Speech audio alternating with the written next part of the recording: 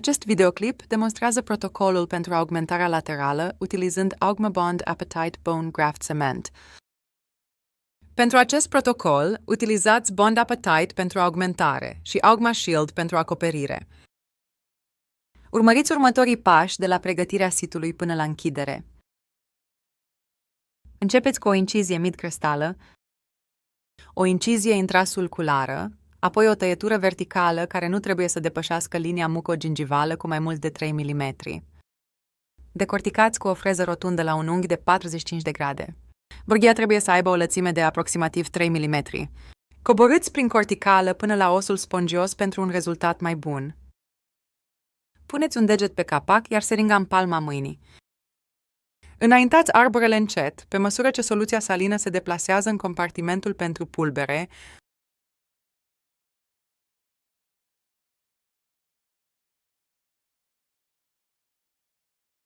Continuați până când primul piston atinge linia.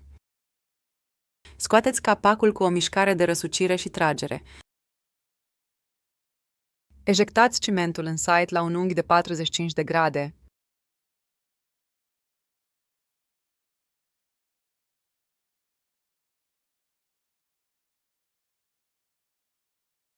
Utilizați un tifon uscat, desfășurat și apăsați puternic din toate direcțiile, din direcția ocluzală și bucală. Este important să compactați corect materialul. Utilizați un elevator periostal deasupra tifonului timp de 3 secunde pentru a adăuga o compactare suplimentară.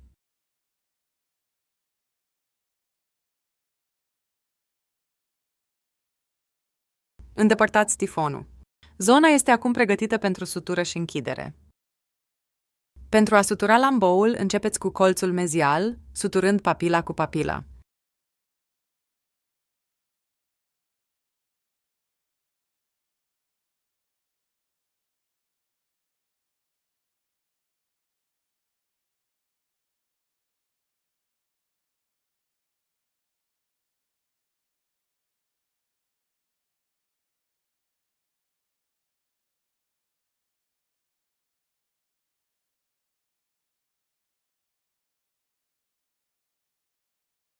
Apoi colțul distal.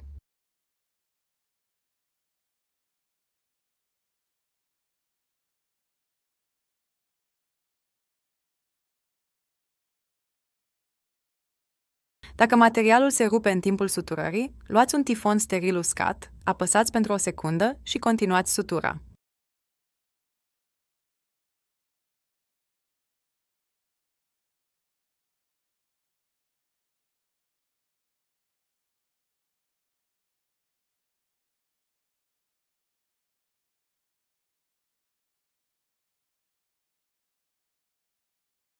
Acum, în mijloc.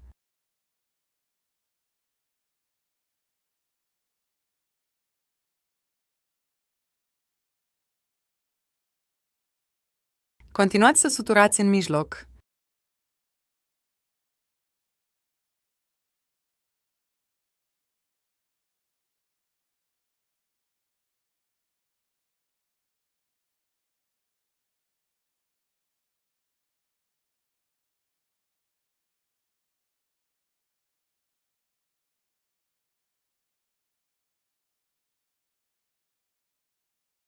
Închiderea primară nu este obligatorie, însă expunerea grefei mai mare de 3 mm trebuie protejată cu AugmaShield.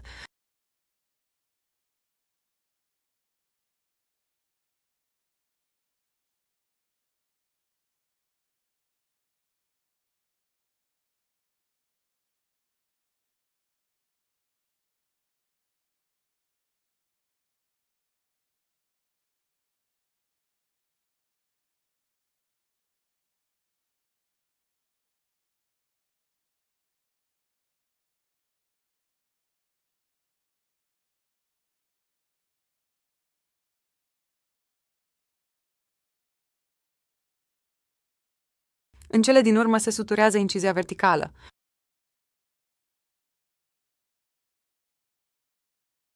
Incizia verticală poate fi realizată cu suturi simple sau suturi continue.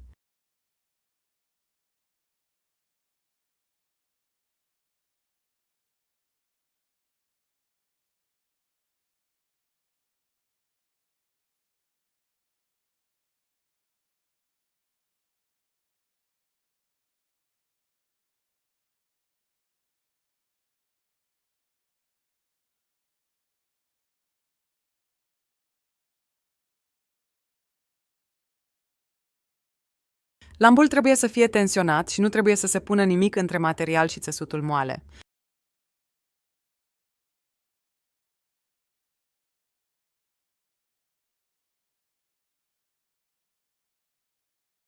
Odată ce lamboul este fixat, este timpul să se protejeze grefa expusă cu Augma Shield. Augma Shield este utilizat pentru a proteja grefa pe măsură ce țesutul moale proliferează deasupra materialului.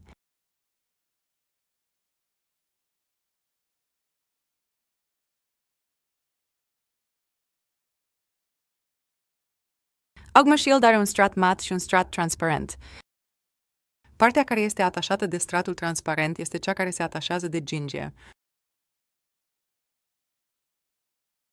Scoateți Augma Shield din stratul inferior și plasați-l deasupra țesutului moale și a suturilor. Atunci când este plasat, asigurați-vă că Augma Shield acoperă întreaga zonă expusă și se așează bine pe țesutul moale. Începeți cu aspectul bucal, de la mezial la distal.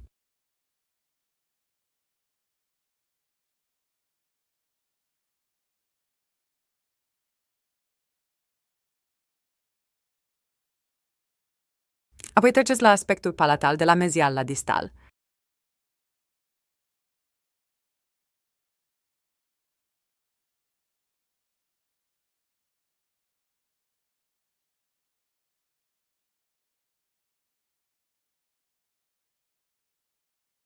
Faceți primul nod.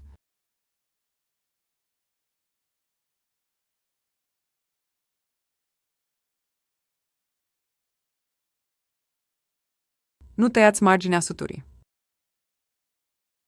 Continuați bucal, de la zona mezială la zona distală.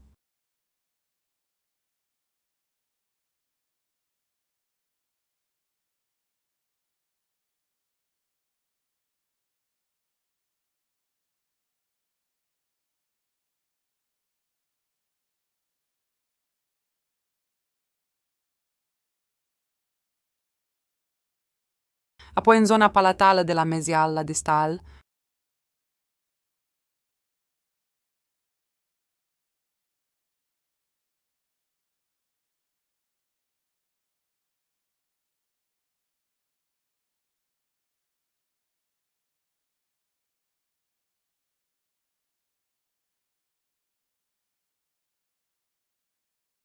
Continuați să suturați în zona bucală, de la mezial la distal.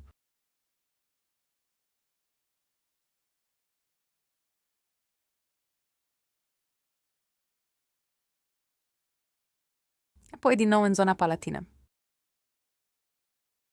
Augma Shield trebuie fixat cu suturi pentru o perioadă de 12 până la 14 zile, cât timp are loc proliferarea țesuturilor moi. Fără sutură, acesta poate cădea după câteva ore. Utilizați suturi neresorbabile sau lent resorbabile și abțineți-vă de la utilizarea suturilor rapid resorbabile, cum ar fi gutuiul cromic.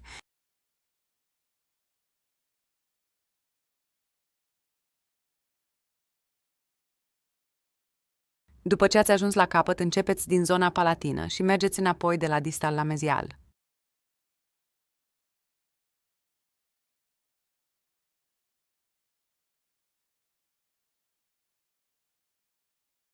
Apoi bucal, de la distal la mezial.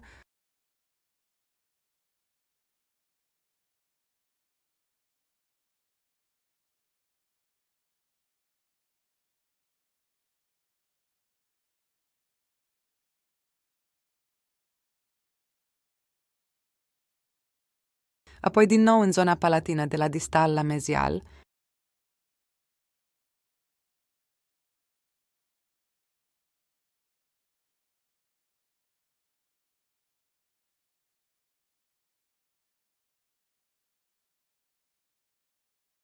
Din nou, în zona bucală, de la distal la mezial.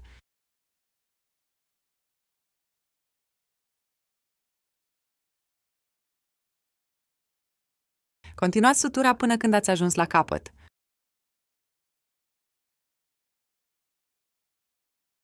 Puneți un nod final.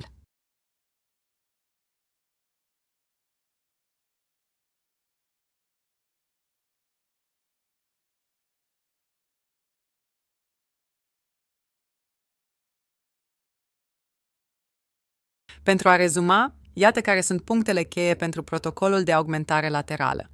Pregătirea locului.